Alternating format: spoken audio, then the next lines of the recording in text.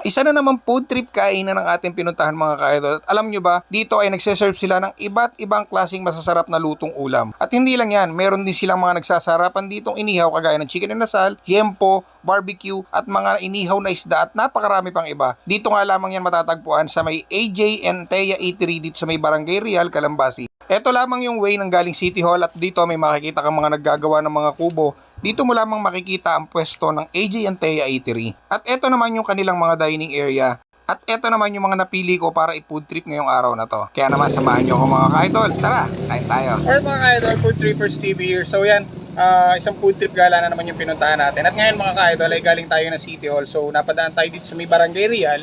Then nadaanan natin itong isang kainan na to. Itong AJ and Thea Eatery. Dito lang to located sa may Barangay Real. Katabi lang siya ng Casa Roma. So malapit lang siya sa City Hall. So nakita natin yung mga pagkain nila rito. Marami silang ihaw na tinitinda rito, like eto meron silang yempo, meron silang chicken inasal, may mga barbecue. At meron din silang mga mga lutong ulam na ranging from 40 to 70 pesos. So napakarami yung choices na pwede nyo pagpilian pag pumunta kayo rito. So tara, kain tayo.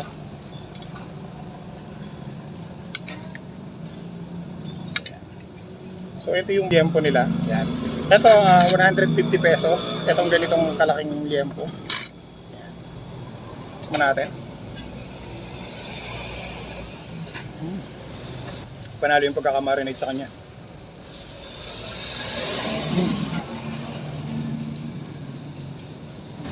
Actually maganda yung ambience nila dito.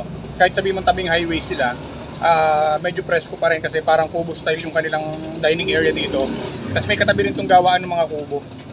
Ito naman, yung kanilang chicken inasal. Ito ay for only 100 pesos yan. Isang leg quarter na chicken inasal. Oops, teka, bago mo i-scroll ang video, alam mo ba kung saan galing itong mga t-shirt at jersey na sinusuot ko? Katulad nito.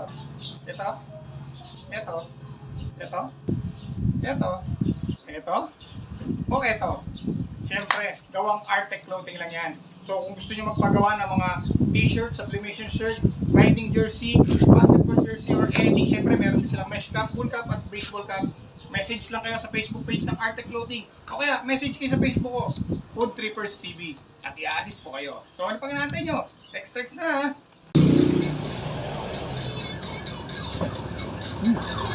Actually parang same sila nung marination. Pero look at the size, for only 100 pesos.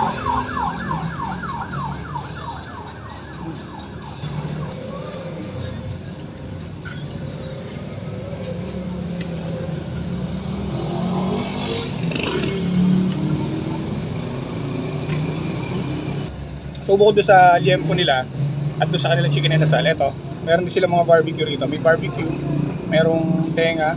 Eto for 35 pesos. Eto 25 yung kanilang tenga. Then yung kanilang atay is only 25 pesos lang din. So grabe, isang stick.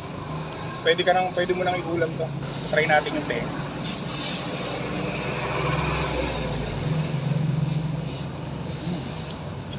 Malambot.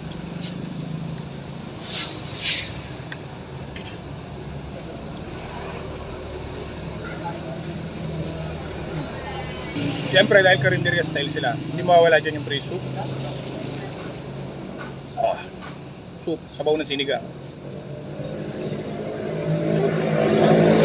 Then itong kanilang inihaw na atay.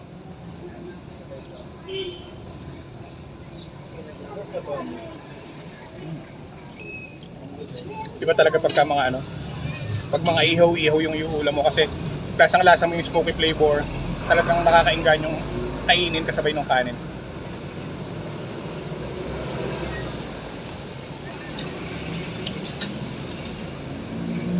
So ito naman yung kanilang pork barbecue, 35 pesos.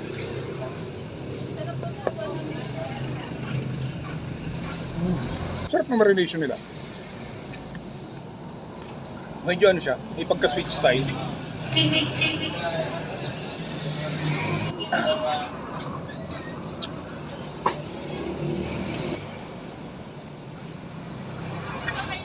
Siyempre, before we end, gusto pa rin magpasalamat sa buong Team Payagpag.